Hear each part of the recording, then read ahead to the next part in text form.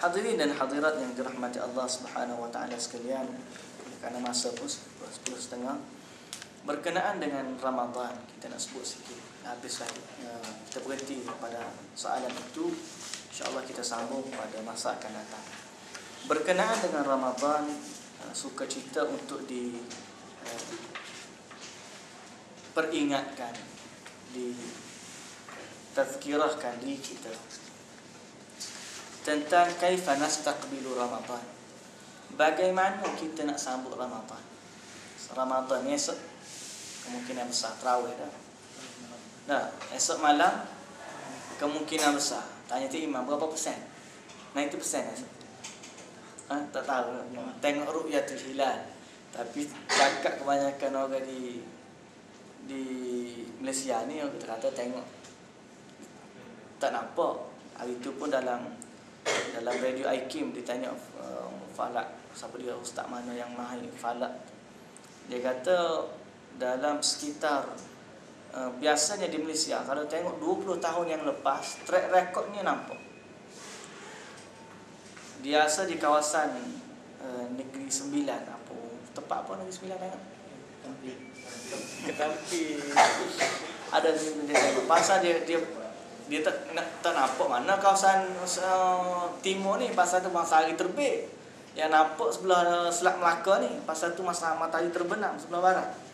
Tapi dia kata sejak 20 tahun bila berkembang pesatnya industri, jerbu, awan, asap, banyak pencemaran udara, jadi jarang nampak.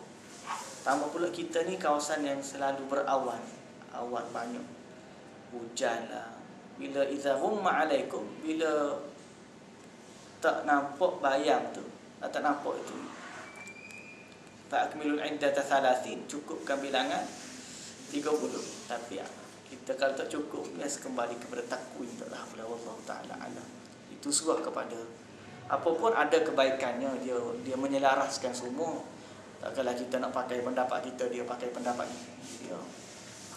Hari ini Ustaz tanya seorang sahabat daripada Myanmar, oleh kerana tak ada tindakan daripada pemerintah, maka berlakulah ketidakseragaman dalam permulaan puasa dan juga hari raya. Ada dalam satu Myanmar tu, ada yang puasa awal sehari, ada puasa lewat sehari. Dalam kampung sebelah-sebelah, kampung ni nampak, kampung tu tak nampak. Jadi oleh kerana tak ada dalam Myanmar junta tentera, jadi masing-masing berpegang dengan pendapat masing-masing. Jadi dia kata orang ni nampak tak nampak, yang kata nampak dia pula dipertikaikan oleh kampung sebelah keadilannya. Dari sudut fiqh ke tak fiqh, boleh diterima sebagai hujah ke tak hujah. Jadi oleh kampung sebelah dia kata boleh, dia kata tak boleh. Dia ada tu pakar, dia tak pakar. Akhir sekali wujudlah ketidakseragaman. Apapun oleh kerana kita ada badan bertindak dan sebagainya, diisytiharkan dan sebagainya, maka kembalilah kepada itu, kerana ada ruang yang dibenarkan syarak dalam urusan tersebut. Cuma kita kata apa persiapan kita? Kaifa nastaqbilu Ramadan? Tidak ada persiapan yang lebih besar daripada persiapan hati yang bersih dan suci kepada Allah Subhanahu wa taala. Maksudnya segala persiapan itu mesti diwujudkan untuk mencapai natijah yang diharapkan daripada puasa. Ustaz bagi ringkasnya, iaitu natijah puasa taqwa. Ya ayyuhalladzina amanu kutiba alaikumusshiyam kama kutiba alal ladzina min qablikum la'allakum tattaqun. Wahai orang beriman, diwajibkan ke atas kamu berpuasa sebagaimana diwajibkan ke atas umat sebelum kamu, semoga kamu bertakwa. Maksudnya ibadah puasa natijahnya takwa.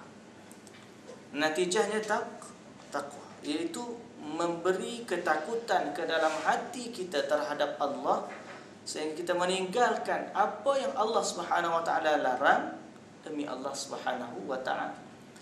Sebagaimana kata Ustaz Hasrizal, dia kata puasa melatih kita untuk meninggalkan sebahagian hajat kita yang dirasakan halal, tetapi pada saat itu diharamkan oleh Allah. Jadi kita meninggalkan hajat kita yang biasanya halal kerana Allah mengharamkan pada bulan tersebut. Jadi Bukan kerana tak nak makan, kerana biasanya benda tu halal, tapi kita tinggal kerana Allah Subhanahu Wa Taala. Jadi meninggalkan sesuatu hajat walaupun pada asasnya boleh jadi halal, tetapi kita tinggal demi Allah Subhanahu Wa Taala. Boleh jadi dalam keadaan tertentu, boleh jadi dalam waktu tertentu, boleh jadi dalam situasi tertentu. Sama ada dari Allah Subhanahu Wa Taala atau dari kita sendiri. Contoh kita kata, makan minum halal, itu sebahagian daripada hajat kita. Tetapi dalam satu bulan Allah Ta'ala nak melatih kita meninggalkan hajat kita. Jadi takwa ialah melatih sifat kita meninggalkan sebahagian hajat kita demi Allah Subhanahu Wa Ta'ala. Kalau kita tak ada hajat, kita tinggal, itu tak menjadi satu sifat yang dibanggakan dalam agama. Contoh, kita tak mampu nak beli sesuatu yang mahal, nak berjudi, kita tak mampu. Kita tinggal judi kerana kita tak mampu. Itu tak takwa. Kita tak mampu nak minum arak. Nak cari arak kita tak reti. Nak beli arak kita tak tahu kedai. Berapa jenis arak pun kita tak tahu. Jadi kita tak beli kerana tak mampu. Ataupun kita ni student, nak isap rokok kita tak ada duit. Betul? Nak isap rokok, kalau orang ada duit, orang bekerja, satu kotak sehari tu biasa RM5, tidak RM5 kali RM8, RM9 sekotak. Kita tak mampu nak beli rokok, kita tak merokok kerana tak mampu, itu tak mencapai lagi maksud takwa. Takwa ialah pada hajat yang kita mampu, benda ada depan kita, Allah bagi rokok, ambil. Kita tolak demi Allah, itu takwa. Kita ada kemampuan untuk bercinta, contoh couple di universiti tak ada cerita lain lah. Kita ada rupa yang cantik, kita ada secret admirer, kita ada nombor telefon dia, dia pun ada nombor telefon kita. Tap dia message, kita boleh balas. Kredit ada, kita ada kemampuan untuk balas. Dia punya secret admirer kita dan sebagainya. Tapi kita menahan hajat kita demi Allah Subhanahu Wa Taala. Itu takwa.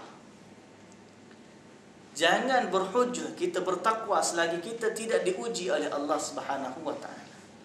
Jadi puasa nak melatih kita pada hajat yang kita mampu, tapi kita tinggalkan demi Allah Subhanahu Wa Taala. Kalau hajat yang tak mampu, itu bukan latihan pada sifat takwa. Jadi takwa nak melatih hajat yang kita mampu. Kita mampu, kita ada duit banyak, kita nak beli makanan bermacam-macam dalam kemampuan kita. Tapi bila kita tengok fakir miskin yang lebih berhajat daripada kita, kita mampu untuk beli dan kita juga mampu untuk menahan nafsu kita membeli. Kita tahan nafsu, kita bagi kepada dia. Baik, itu takwa. Kita menahan hajat dalam kemampuan kita demi Allah Subhanahu Wa Taala. Kadang-kadang kita tu mandi daga, air keluar tu, ya Allah, suci bersih. Nampak macam air sirap keluar daripada paip air tu setengah-tengah daga ni, Allahu Akbar. Kita mampu nak minum, tapi kita tahan kemahuan kita demi Allah. Maka itulah takwa. Jadi menahan kehendak kita, menahan sebahagian kehendak kita demi Allah dalam keadaan kita mampu mengecapinya, tapi kita meninggalkan dia demi Allah, maka itu latihan takwa kita. Jangan berhujah dengan keimanan kalau anda tidak diuji sewaktu anda mampu melakukan. Kalau kata kucing tu, ikan tu goreng tu tak ada bersaji dalam pinggan depan tu, tengok tu titik air, tak titik, Allah Akbar. Dia kata inni akhafullah. Dia kata aku takut kepada Allah bulan Ramadan. Jadi itu takwa. Melatih diri kita meninggalkan sebahagian hajat yang kita mampu. Tapi hadirin dan hadirat, adik-adik yang dirahmati Allah, persoalan takwa ni bagaimana nak membina tu yang payah. Latihan tu mudah, tapi bagaimana pula kita nak membina? Firman Allah Subhanahu Wa Taala dalam surah Al-Muzammil, "Fakaifa tattaquna in kafartum yawman yaj'alul wildana shiba." Bagaimana kamu nak bertakwa kalau kamu kufur dengan hari yang mana kanak-kanak menjadi orang tua, iaitu beruban, kerana takutnya, iaitu pada hari akhirat. Maksudnya, lebih ringkas kita kata, bagaimana seseorang nak bertakwa kalau dia kufur dengan hari kiamat. Apa asas ketakwaan kita? Kerana kita tahu adanya hari pembalasan. Apa asas kepada takwa kita? Kerana tahu kita akan ditimbang. Apa asas kepada takwa kita? Kerana kita tahu adanya hari pembentangan kitab-kitab catatan amalan. Apa asas ketakwaan kita? Kerana kita takut bertemu dengan Allah Subhanahu wa taala. Man kana yarju liqa'a rabbih falyamal 'amalan salihan wa la yusyrik bi'ibadati rabbih ahada. Siapa-siapa yang merasakan yarju liqa'a rabbih, dia mengharapkan bertemu dengan Allah. Maksudnya dia ada keyakinan tentang hari akhirat. Maka ini asas kepada takwa kita. Sebab itulah dalam menghadapi Ramadan, banyakkan beristighfar, banyakkan riqad, banyakkan kita kata ingat balik apa kesalahan-kesalahan kita. Kerana dalam Ramadan adalah musim untuk kita hapuskan segala kesalahan kita, dan musim untuk kita menimbun pahala amalan kita sebanyak mungkin untuk kembali bertemu dengan Allah Subhanahu wa taala. Nak kembali dengan kepada Allah Subhanahu wa taala, nak bawa apa? Bawa pahala. Daripada mana? Daripada sifat takwa. Kerana takwalah yang menjadi penggerak kepada semua perkara. Ya ayyuhalladzina amanu taqullaha haqqa tuqatih. Bila kamu bertakwa, kamu meninggalkan apa yang dilarang. Kamu melakukan apa yang diperintahkan. Kamu bersungguh untuk mencari yang sunat. Kamu bersungguh untuk meninggalkan yang makruh. Dan kamu berhati-hati dalam perkara yang harus. Kenapa? Kerana takwa adalah enjin yang menggerakkan kita, menggerakkan hati kita. Dialah nadi kehidupan yang sebenar. Kalau kamu bertakwa, kamu tahulah bagaimana nak hidup. Tapi kalau kamu tak bertakwa, kamu tak tahu bagaimana nak hidup.